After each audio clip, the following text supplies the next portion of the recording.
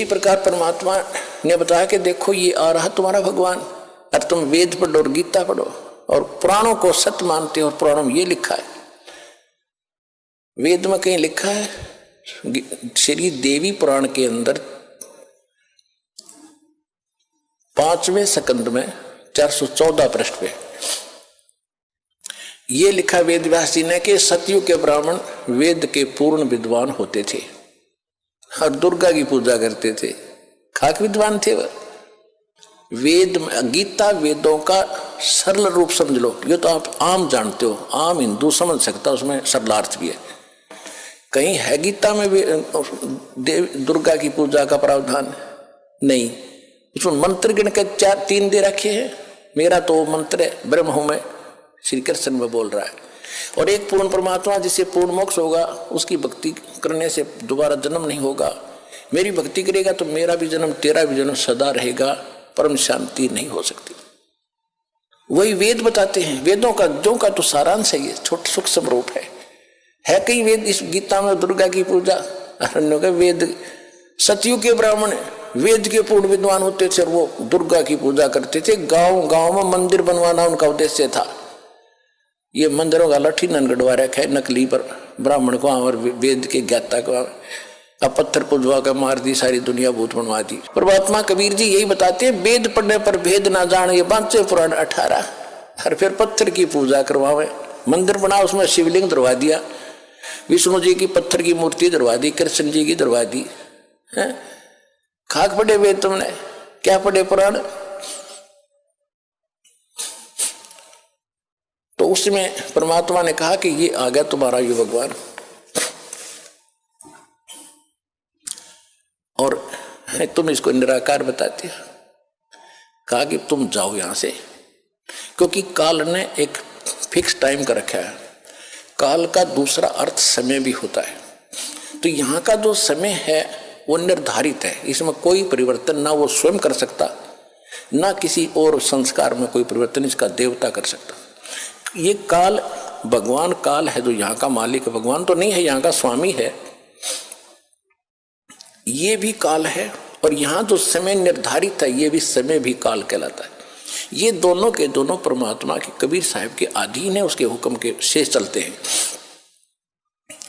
तो वो जो काल उसने काल ने समय फिक्स कर रखा था कि इतने समय में ये तपस्या पर भुन कर सभी प्राणी अपना गंध इसमें छोड़कर अपने आप उड़ जाते हैं। वो वहां से निकाल दिया, एकदम जंप आता है, जो भी खाली होता जाता है उसको ऐसे फेंक देते हैं।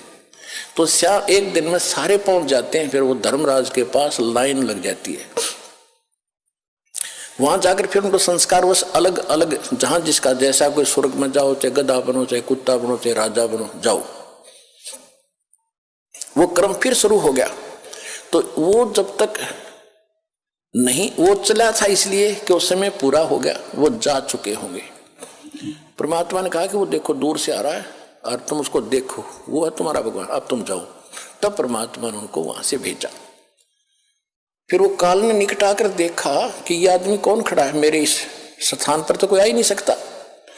21वां ब्रह्मांड जो दास ने आपको बता रखा है, 21वें ब्रह्मांड में भी एक ऐसा गुप्त स्थान है जहां तपस्या है। आप सृष्टि रचना के अंदर वो मैप देखोगे, चित्र देखोगे, उनमें समझ आएगी। जो हमें दास कई बार सत्संग में भी सुनाता है, पुस्तकों में बच्चों ने भक्तों ने लिखा हुआ है उसको। तो वहां कोई नहीं जा सकता उसके अतिरिक्त। तो वहां उसने देखा दूसरा आदमी कौन आ गया। फिर ध्यान से देखे तो जोगजीत खड़ा है। उसको ये मालूम था कि जोगजीत भाई मेरा पिता का पूरा आज्ञाकारी है, पूरा कृपा पात्र है। पिता माने सतपुरुष कबीर साहब का। और ये वैसे नहीं आया होगा, या तो कोई संदेशा लेकर आया है, मुझे कोई और सजा सुनाओगे, मेरे से कोई गलती तो रोज जाकर ही हो, या बकवास देकर रखी इसने। फिर भी हिम्मत सी करके पूछा और कहा कि क्योंकि जब इसको ने सतलोक में गलती की थी ज्योति निरंजन ने, काल ने, तो जोगजीत रूप में आकर ही परमात्मा ने उसको 21 ब्रह्मांड समेत और दुर्गा समेत, और दुर्गा के अंदर सभी आत्मा परमात्मा ने फिक्स कर फीड कर दी थी, भर दी थी, जिन्होंने इसके साथ आने की स्वीकृति दी थी। तो इसने वहां दुर्गा के साथ बद व्यवहार करना चाहा, इसकी बेइज्जती करनी चाहिए थी, या उसके मुंह में समा गई पेट में मुख्य माध्यम से। तब परमात्मा ने आके इस काल के पेट से निकाली, और दोनों ही दंडित अपराधी हो ही रहे थे, हम भी, वो दुर्गा भी, काल भी। तो काल जो अपराधी बन गया कि उसने वहां गलत कर दी, ऐसे पवित्र स्थान में एक देवी लड़की के साथ बद व्यवहार करे, फिर उसको वहां से 21 ब्रह्मांड समेत भेज दिया, निकल जाए से। उस समय इसने हाथ जोड़े जोगजीत रूप में कि माफ कर दे, मेरे से गलती होगी और मुझे यहीं रख लो, पिताजी से प्रार्थना कर दो। तो बोला भी प्रार्थना मैंने कर ली, आप जाइए यहाँ से। जबरदस्ती 21 ब्रह्मांड समेत इसको यहाँ 16 शंख कोस की दूरी पर भेज दिया। एक कोस में 3 किलोमीटर होते लगभग। 48 शंख, नील पद्म शंख, इतने किलोमीटर दूर ये 21 ब्रह्मांड आगे। उसके बाद इसने अपनी मनमानी शुरू कर दी कि मेरा कौन के बिगाड़ेगा। तो जब वो जोगजीत रूप में परमात्मा इसके लोक में आ गए, तो इसने वो प्रतिशोध लेना चाहा जो उसने वहां से निकाला था जोगजीत रूप में, और उस समय भगवान जोगजीत रूप में खड़े थे। तो काल ने कहा कि जोगजीत तू यहां क्यों आया, यहां क्यों आया, और पुरुष वचन हो तो मुझे सुनाओ, तुम यहां क्यों आयो, और कोई पुरुष की आज्ञा है, परमात्मा का कोई वचन है मेरे लिए, आदेश संदेश है, तो मुझे सुनाओ। और कहते हैं वहां से बाहर निकाला मोही, और जोग जीत ना छोड़ू तो ही।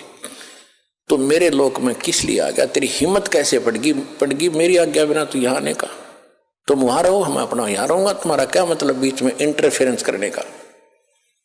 जो वचन है वो बता जल्दी। डर गया वो कि कोई और संदेशा लेकर आया कि तो और सजा ना मिल जाए तुझे, कि बोल क्या आदेश है पिताजी का, मुझे पहले वो बता, फिर मैं तुझे खूब पिटूंगा, तेरे को ऐसी पिटाई करूंगा तू याद रखेगा।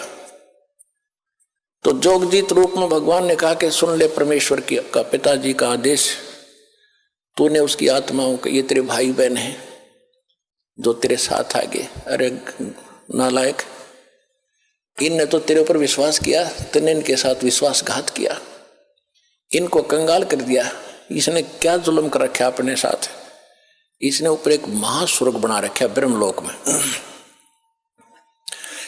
और उस महास्वर्ग के अंदर इसने अलग से नकली लोक बना रखे, सतलोक, अलखलोक, अगमलोक, अकैलोक।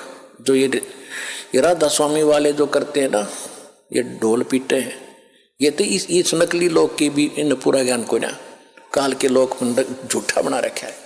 नो की नो नकल ऊपर की दुर्गा से करवा ली।